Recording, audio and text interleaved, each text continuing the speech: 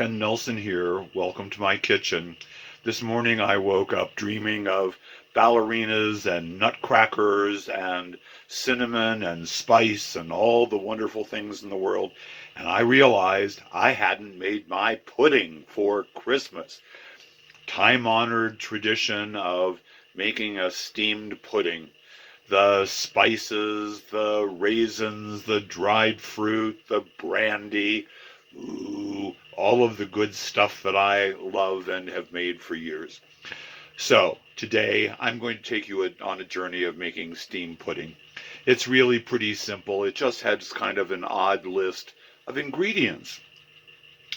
Beer, brandy, rum, suet generally. I don't have any this morning, so I'm going to use butter instead, which will do the trick just fine. But suet is a lovely addition if you are close to a store or a butcher and someone can grind some for you. It's a nice addition. That being said, I'll show you my list of ingredients and let's get this started. So here are all of my ingredients laid out that I'm going to use to make a steamed pudding for Christmas. Last night I soaked my raisins and sultanas and currants 1/2 cup of each with 1/4 cup of rum and 1/4 cup of warm water. I did this so that the raisins and currants will plump, so they are soft and chewable and pliable. To that I've got a tablespoon of brandy, a tablespoon of dark rum, 3/4 of a cup of breadcrumbs, which I toasted and ground yesterday, 1/2 cup of candied orange rind, 1/2 cup, well, 3/4 of a cup of brown sugar, 2 tablespoons of molasses, a heaping 1/4 cup of flour, 1 stick of butter, and 4½ ounces of beer. That sounds like a really lovely combination, doesn't it? I don't know of much that takes beer in the sweets department, but this does. It gives levity and flavor. So, I'm going to start with my dry ingredients first in the food processor and add my breadcrumbs, my flour, my brown sugar, my bowl of spices, which for measurement's sake is 2 teaspoons of cinnamon, 1 teaspoon heaping of powdered ginger, 1/2 teaspoon of ground allspice, and 1/4 teaspoon of cloves. Those are the dry ingredients. So we're going to give this a whirl and mix it all up, and then I'm going to add my chilled butter.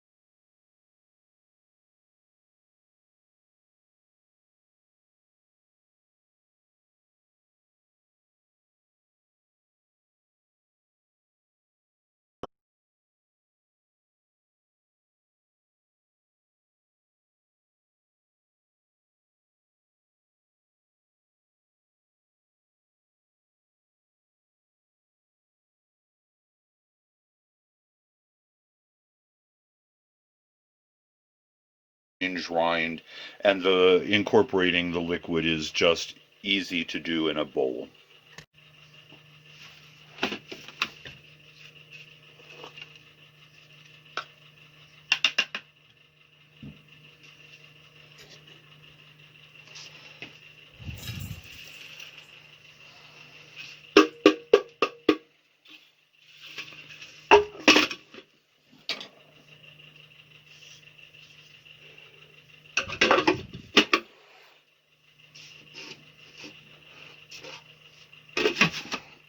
You can tell this is an expensive production because I just reached across the camera. Sorry. Now, to our liquid ingredients, I'm going to add my 2 tablespoons of molasses. This gives a nice deep flavor and a certain amount of richness to the pudding when we steam it.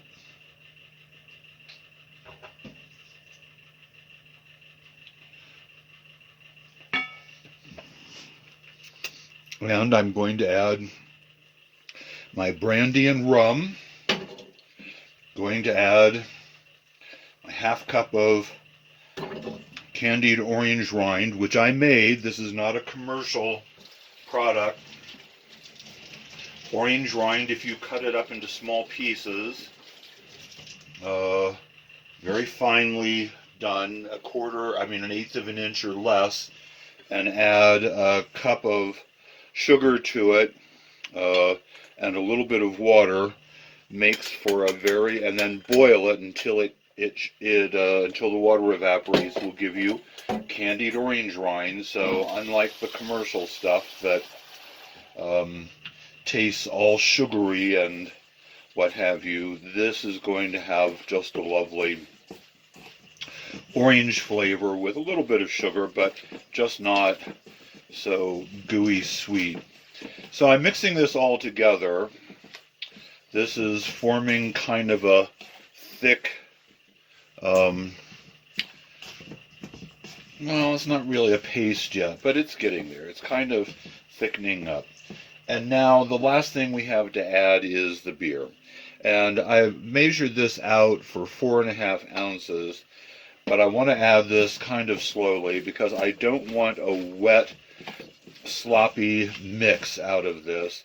But everything has to be incorporated, and it needs to have a little moisture so that when it cooks, it binds everything together.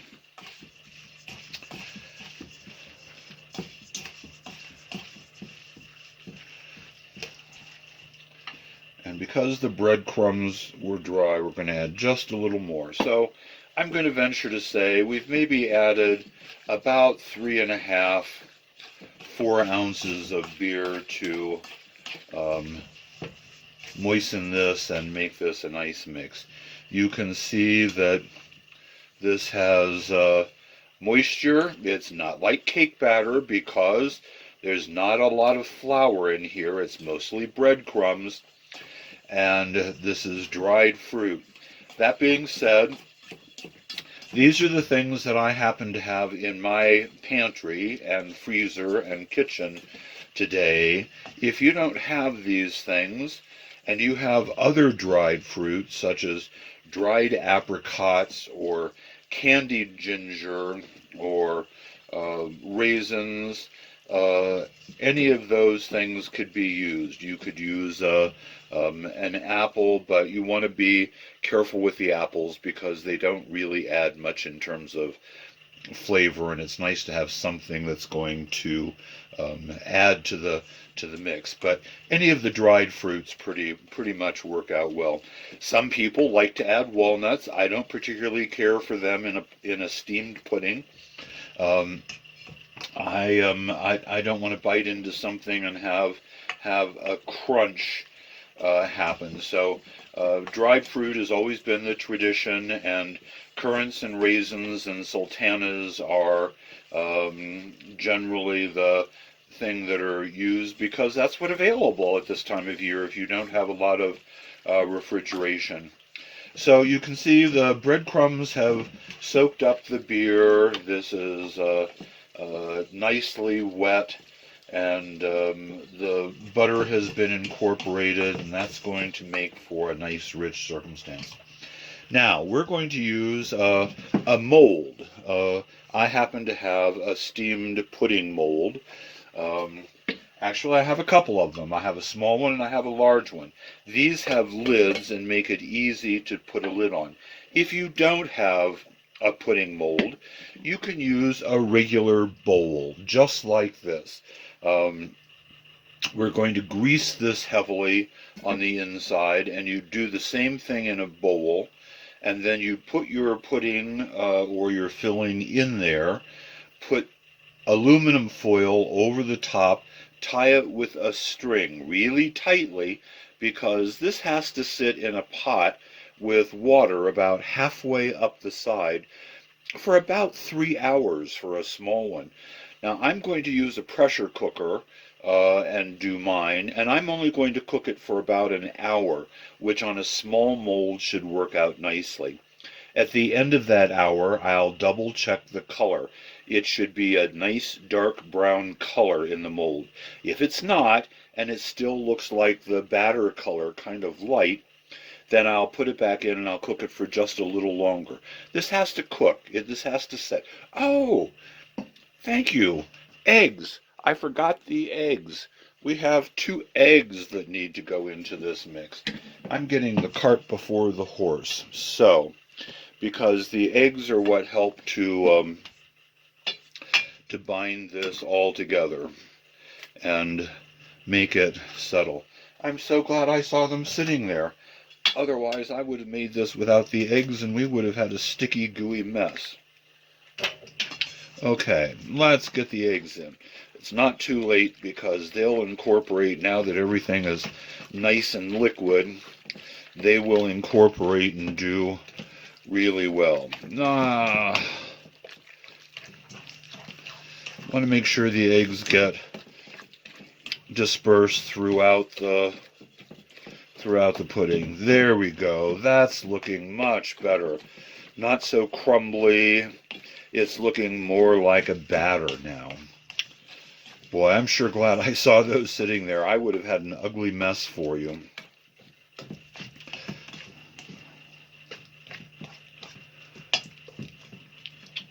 Okay, now to buttering the mold. Let me get some butter. I don't have that sitting out. So I've gotten my softened butter out here. I'm just going to grab a glob of this, and these puddings have a tendency to want to settle a bit because they're in here for an hour, meaning that all of the dried fruit wants to go to the bottom, and some of it will stay dispersed just because we've used breadcrumbs. But it makes it a lot easier if you heavily butter your mold. And I'm going to try out a trick that one of my English friends told me about, and that is to use the butter paper. The paper that your butter came wrapped in. It's basically a type of waxed paper. And she said that if you place that in the top of your mold, when it comes time to take this out after it's cooked and flip it over onto a plate, it will give you just a piece of paper to pull loose, so it will prevent your pudding from sticking to the mold. So I've not tried that before, but I think it makes good sense, and I've only been making these for about 30 years, and every once in a while I have one that sticks. So I'm going to try her trick today. Okay, there we go. Can you see this nicely? The mold has the butter paper in there, and I've heavily greased it as well, just to make sure that we've got more than enough grease to do this with. Now, let's fill our mold. This isn't going to raise a lot, but it is going to raise some. So about 3/4 of the way up, well, maybe a little more. We've only got a few spoonfuls here.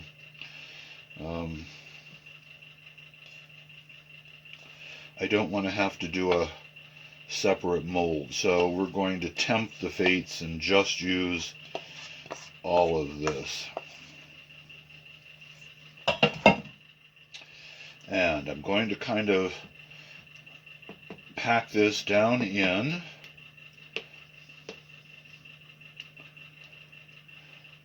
There we go. And now I'm going to put my lid on. And voila, we have a pudding ready to go into the pressure cooker and cook for 1 hour. One very important feature when one is steaming this, regardless of what kind of pan you're using, is to use a trivet of some sort on the bottom so the mold is not just sitting on top of the heat source. So my pressure cooker has a trivet that goes in here, and I'm going to make sure I put it in. Now I'm going to put in my mold and make sure the water comes to about the halfway point.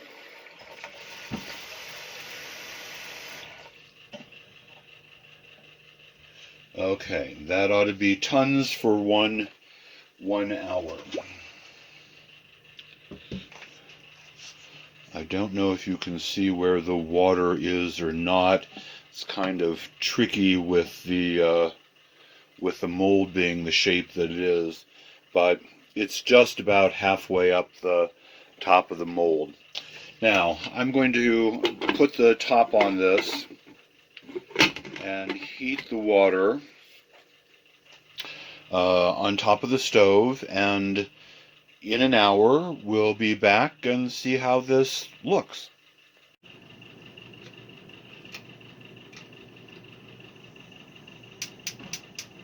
Ooh, ignition. There we go. For those of you who are afraid of pressure cookers and don't have one, that fear generally has come from the early 1900s when things weren't designed very well.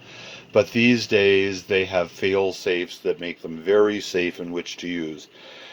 And 1 hour of cooking time as opposed to 3 hours of cooking time is a huge savings in terms of the amount of propane, natural gas, or electricity that one uses. So one of the features of the pressure cooker is this little safety valve right here. I know I've got my thumb in the way, but when the steam starts to rise inside the pot, this comes up and then this will lift. There are several rings in here, well, two actually, that are done in red, so you know if you're adding 7 pounds of pressure or adding 15 pounds of pressure, and they will come up as well. So more on that after the water warms. While the pressure cooker is heating up, we're now up to the first ring. I'd like to have a little more pressure to go to the second ring, and once we reach that, I'll turn the heat down because it only takes a low flame once the pressure has built up to cook and do nicely. As soon as it gets to the second ring, I'm going to set the timer for 1 hour. Well, we're getting pretty close. The second ring is just starting. So I'm going to set my timer for 1 hour, and while the pressure cooker is cooking,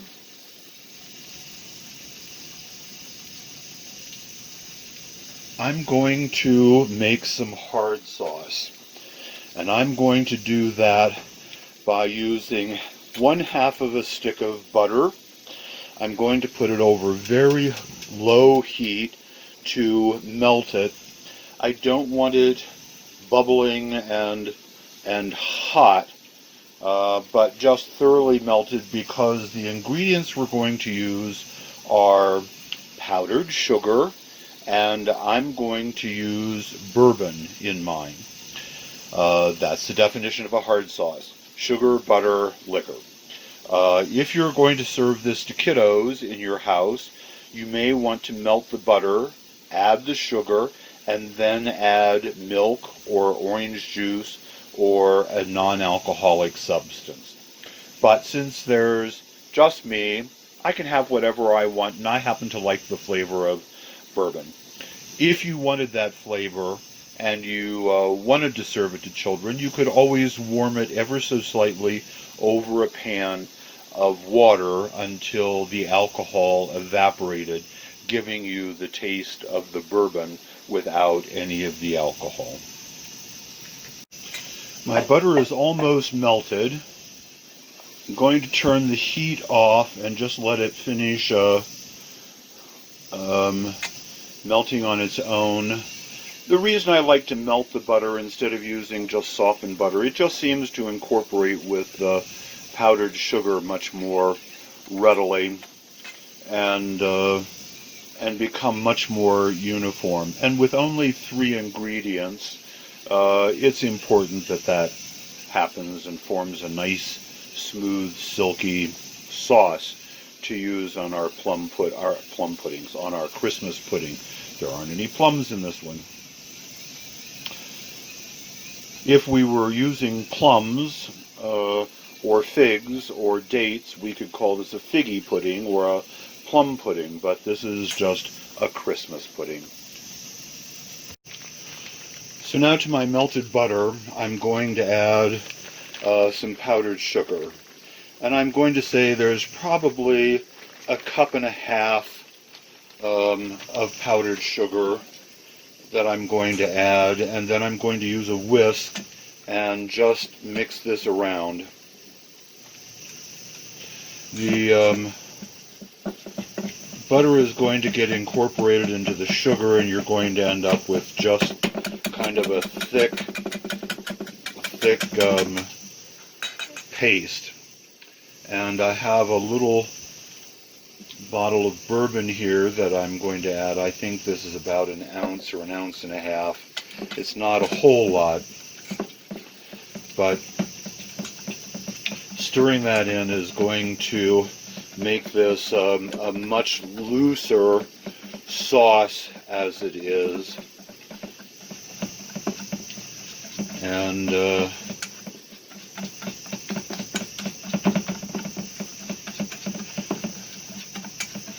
And I think this looks good. It's nice for it to be able to kind of run and drip a little bit.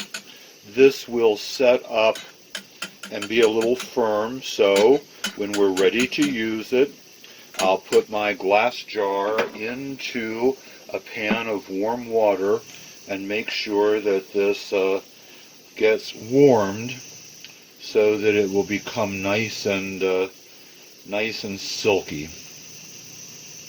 Then we'll just use a spoonful of this on top of our slice of steamed Christmas pudding.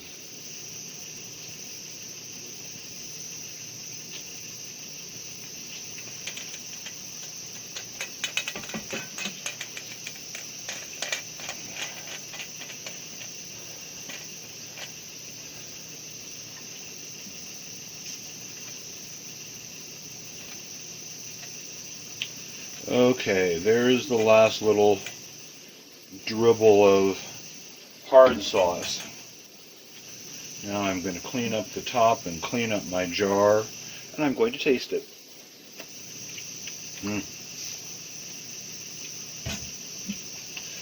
Yum. That's going to be lovely on top of our steamed pudding. So the mark on this jar tells me that we've got about almost 3/4 cup of sauce to use. So that may or may not get us through the entire pudding, and we may end up having to make another little bit. But you can see, gee, it's a terribly time-consuming task that took all of 2 minutes to do. The moment of truth has arrived. Our pressure cooker has been on the stove, on the burner for 1 hour. It's taken about 15 minutes for it to cool down so that the pressure has dissipated and we can open it. And here we go. Let's check our Christmas pudding and see if it's cooked and ready to come out. Well, the lid has raised, so it means that the pudding has expanded a bit. Probably filled it by just a little. I knew it would raise slightly, but I wasn't sure how much.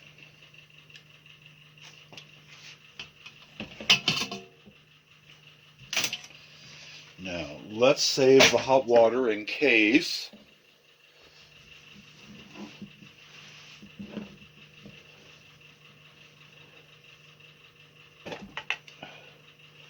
And it's looking like it could cook just a little bit more, although the skewer is coming out clean, so it may be just the base where the steam was trapped that it needs a little more time to dry out.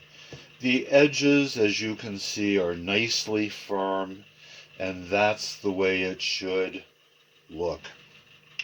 So because the skewer is coming out clean, I'm going to say let's unmold this and give it a shot.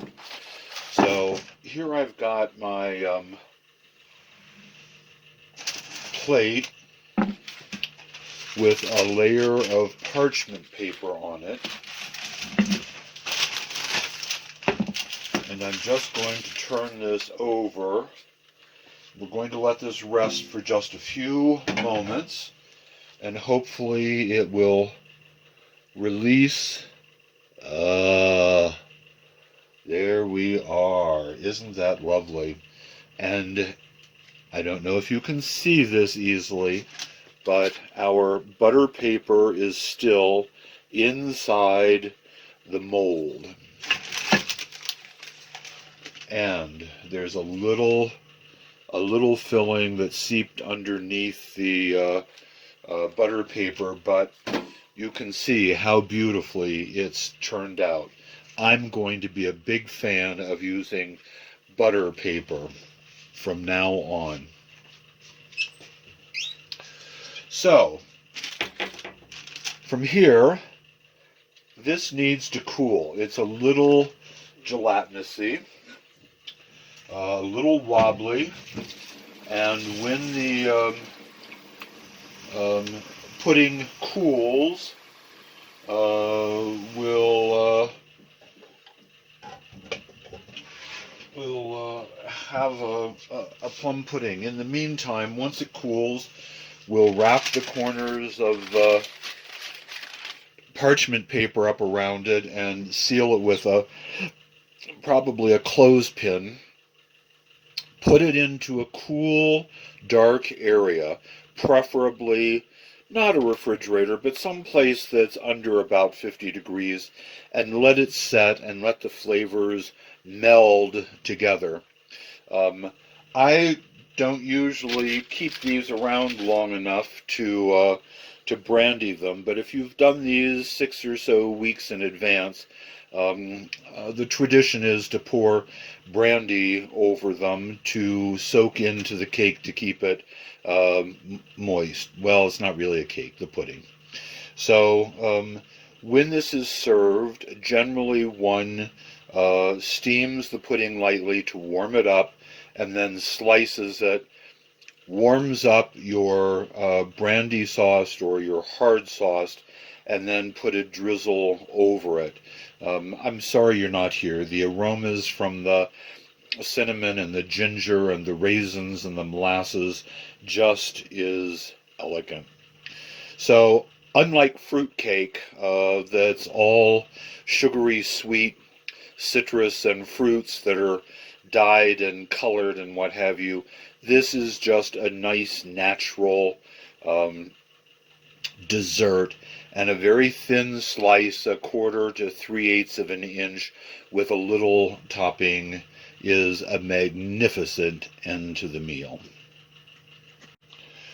I've just heated my hard sauce in a pan with boiling water so that it's nice and runny.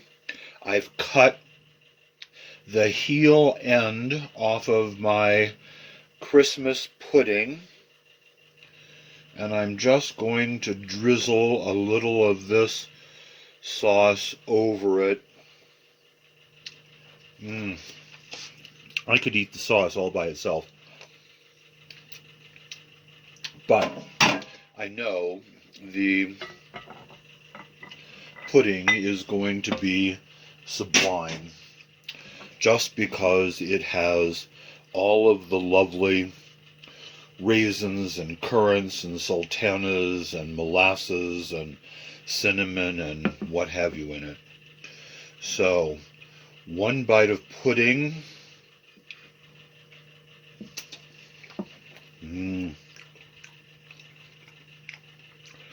It's so rich because of the dried fruit. There's just not a lot of sugar. It's just very delicately sweetened because of the hard sauce.